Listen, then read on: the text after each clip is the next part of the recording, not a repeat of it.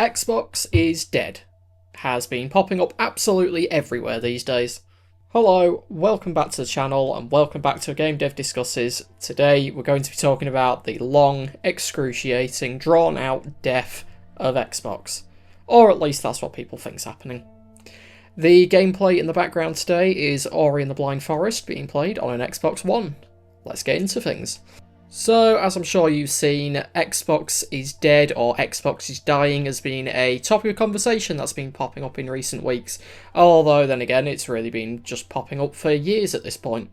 So, what has kicked off the discussion this time? Well, it happens to be that there is another price increase hitting the Xbox platform, this time with Game Pass subscriptions. Microsoft are increasing Game Pass subscription prices by 50%, I believe it is. And it's getting ridiculous. It's $30 a month now in America for Game Pass Ultimate. It's a bit cheaper here in the UK, I believe. I don't think it's quite increased as much. But we are still getting that price increase all over the world. Now, of course, one singular price increase to a subscription service wouldn't kick off talk about the death of the whole brand, so there is definitely more to this. In reality, people point to many things that Xbox has done in recent years as to what is killing them at this point. Lots of people like to point back to the launch of the Xbox One. So, if you haven't seen the initial launch of the Xbox One, basically, instead of discussing games, they talked about TV, TV, and TV, and showed off a lot of TV shows, as well as everything the Kinect can do, but no one was ever going to use it for. Many people believe this was Microsoft trying to take a big attempt at getting the casual market, like what Nintendo was able to do with the Wii the generation before, but it didn't really work out, and they had to go back to the drawing board and try and save themselves. I believe one quote at the time around the launch of the Xbox One was head of Xbox telling people if they didn't have an internet connection, they should just buy an Xbox 360. Yeah, great way to advertise the replacements of the 360 by telling people to still buy the 360. But then again, the 360 was so good, it's probably the right thing to do. Now, once again, I don't think all can be blamed on the launch of the Xbox One. They did do things to try and sort of repair the damage, even though they could have done better. So, to repair the Xbox One's launch, they decided to replace the head of Xbox. They removed the Kinect from the bundle. They went back on a load of DRM policies. We don't need to get into the full details of things because it's not too important. Again, it's just that sort of starting point of bad things for Xbox.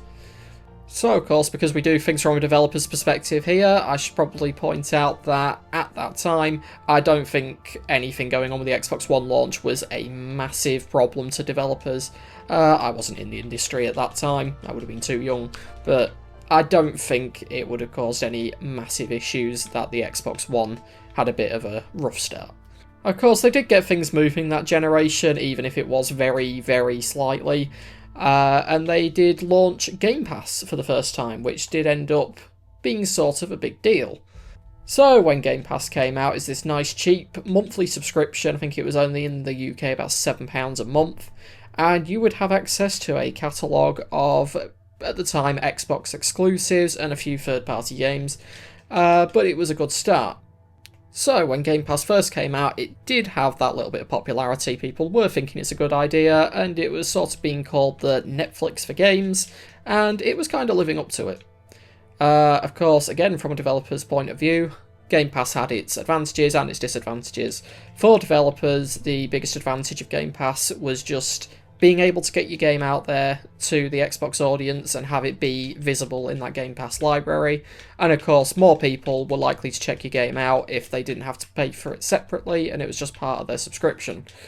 There was always the potential that you could lose money from this because you would get a share of subscription fees if your game was played by a Game Pass subscriber. But you would likely earn more by getting full sales of your game, rather than it being played from Game Pass.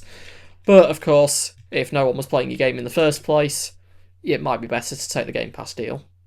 So, on to the next thing that people point at for killing the Xbox brand is they brought Game Pass to Windows PCs. Through the Xbox app on Windows 10, you could subscribe to PC Game Pass and play a lot of Xbox exclusives on a Windows PC, of course removing the need to have an Xbox One. Now, of course, again, at the time, this was seen as mainly a good thing, because why shouldn't you be able to play the games you want to play on any device? They even had this feature called Xbox Play Anywhere. It's still going on today, and it means you can play the same game on console and PC. Your save data will sync, your purchases sync, so if you buy a game on Xbox, you will also own it on Windows. But obviously, going back, the big point on this that people look at is that Xbox exclusives were coming to PC, removing another reason to get an Xbox One, and there already weren't many reasons.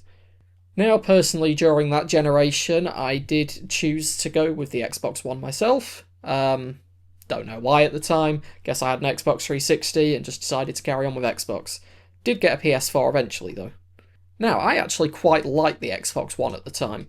Of course, I wasn't really directly comparing it to the PS4. I was just enjoying my time with the Xbox One, playing pretty much Minecraft at the time.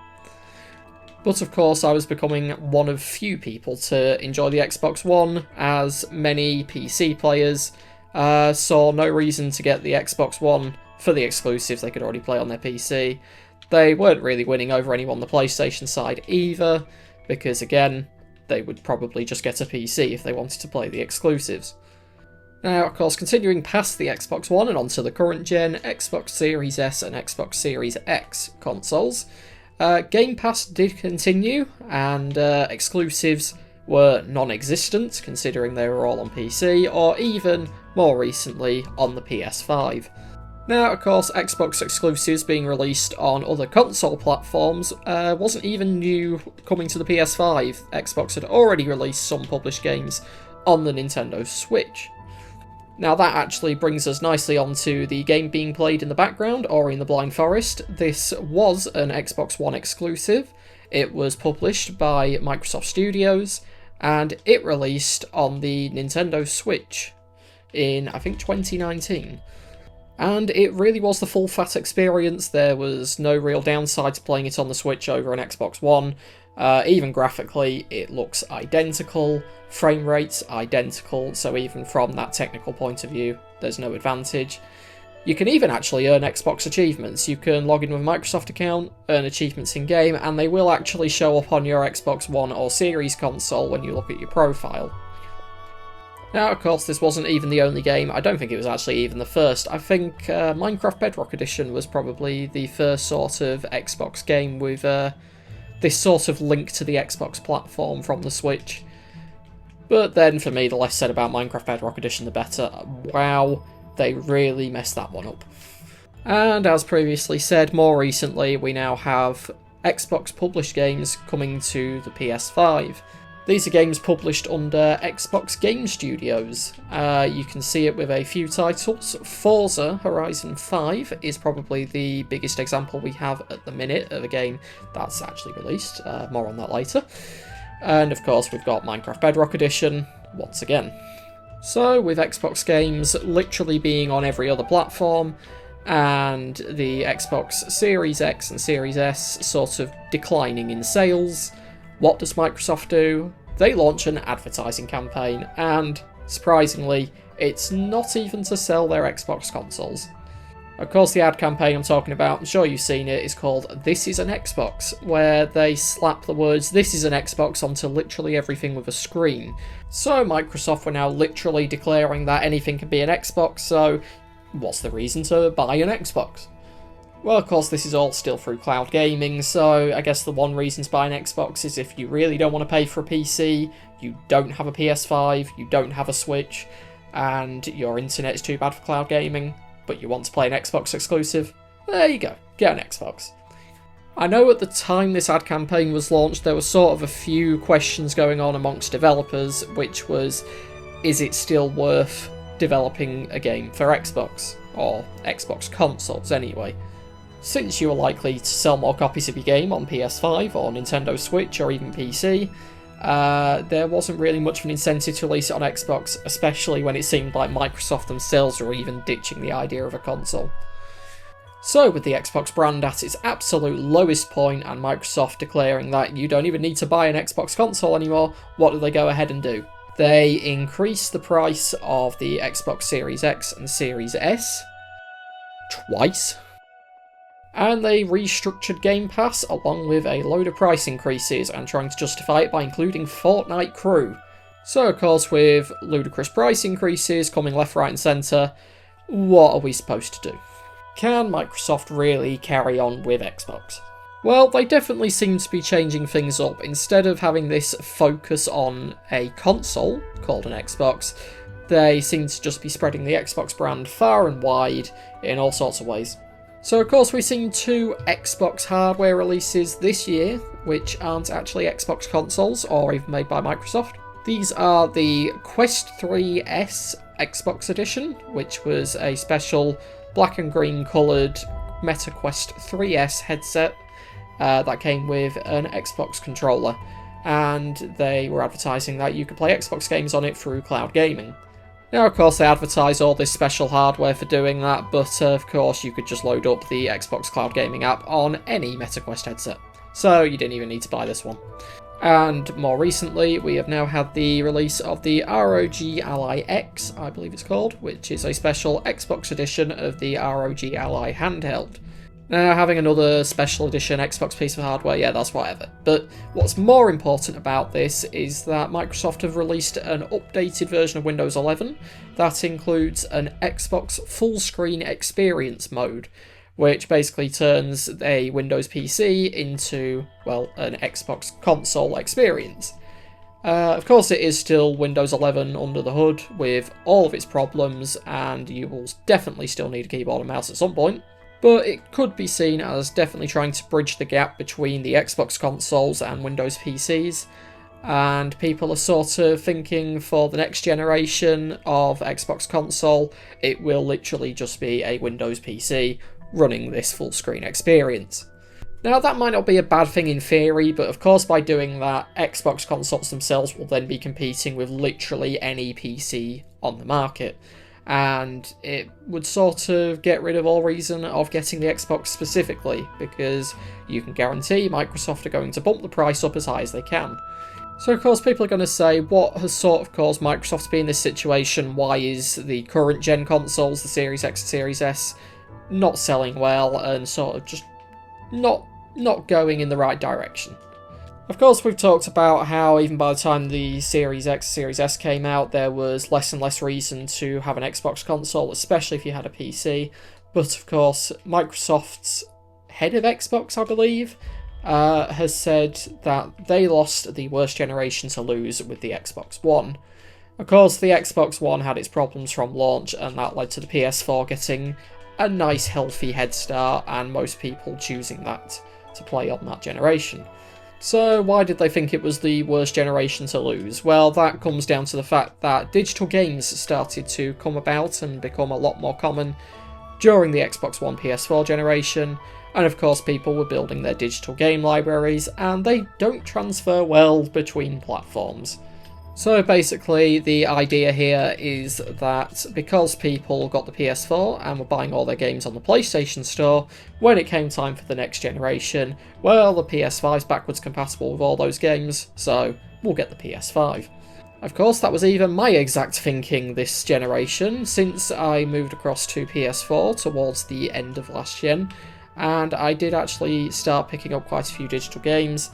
And when it came time for this generation to come round, I was sort of looking at the two, and there was no Xbox games I couldn't already play on the Xbox One or on a PC, and all my digital purchases were now on PlayStation, and the PS5 was just sitting right there with Astro's Playroom as well.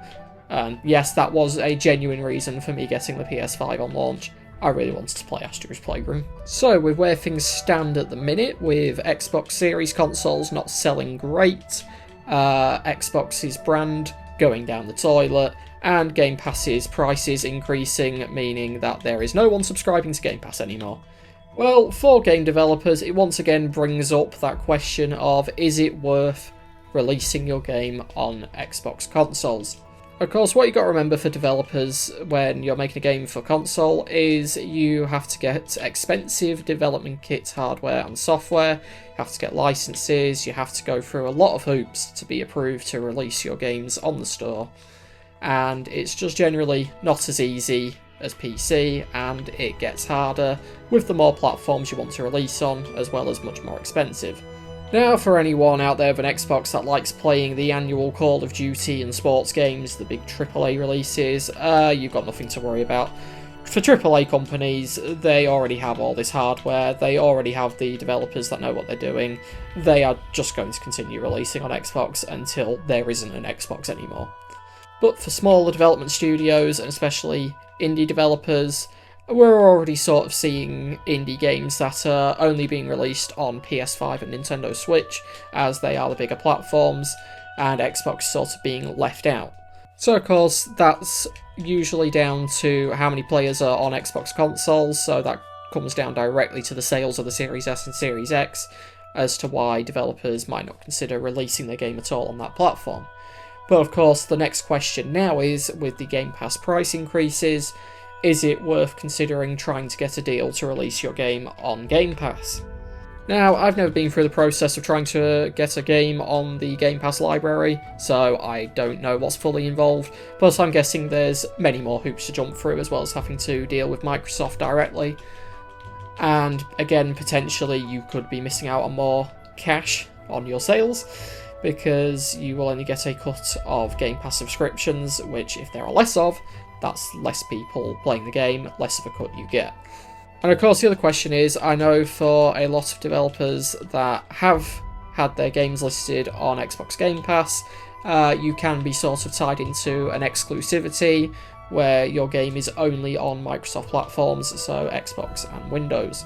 And then of course, because the PS5 and Nintendo Switch have sold more consoles, you'll probably want to release over there, so getting stuck into exclusivity on the least sold platform is probably not the best thing to be doing at the minute, when the subscriptions are also dropping like flies. So in terms of the end result for players sitting at home, what can you expect to see happen with Xbox games, Xbox consoles, Xbox exclusives, and Game Pass? What's going to be coming up? Well, we've already sort of seen what is happening there, as a remake of the Halo 1 campaign, called Halo Campaign Evolved, has been announced in the last week, and it is coming to PS5. Now, of course, Halo was the big exclusive for Xbox back on the original Xbox, even with the Xbox 360. Halo was that one thing you could only get on Xbox, and now it's coming to PS5. So I think that sort of points out Microsoft's own strategy for their own games and their own published games, is that they will now be releasing multi-platform on whichever platforms are likely to run it or likely to sell copies. Of course, as I said, this is nothing new. We've already seen them doing this, with both Ori games getting released on the Nintendo Switch, Forza Horizon 5 getting released on the PS5, and now this Halo Campaign Evolved getting released on PS5 as well. As I've said, in terms of other publishers, it's really just going to be up to an individual basis on what they do, but you should probably expect that AAA publishers are still going to release on Xbox platforms. So what are Microsoft's plans themselves for the actual Xbox brand and consoles? Well, Microsoft have already said they will definitely be participating in the next generation of consoles, so they are at least having one more go at making a console. But again, it's already being theorised that that console will just be basically a Windows PC running the Xbox full screen experience on top of Windows 11. Again, that could be good in its own right, but if they price it too high, they are going to be getting outdone by cheaper PC hardware manufacturers at that point. Now, of course, we can also see that This Is an Xbox ad campaign will be coming true as Xbox Cloud Gaming becomes available on more and more devices, from phones to tablets to probably even other consoles in the end, even VR headsets. So with Xbox Cloud Gaming coming everywhere, that is at least going to be a part of the Xbox brand. That will probably become a big part of Microsoft's strategy going into the future. Of course, that directly goes along the lines of a lot of people have theorised that Microsoft is going to turn Xbox into a services brand rather than a hardware brand. Now, of course, providing services is something Microsoft has a lot of experience with. Obviously, for the longest time, they didn't make their own PC hardware, they only made the Windows software, and Microsoft Office services to run on other people's hardware. And that is sort of the same thing they are doing here with this cloud gaming.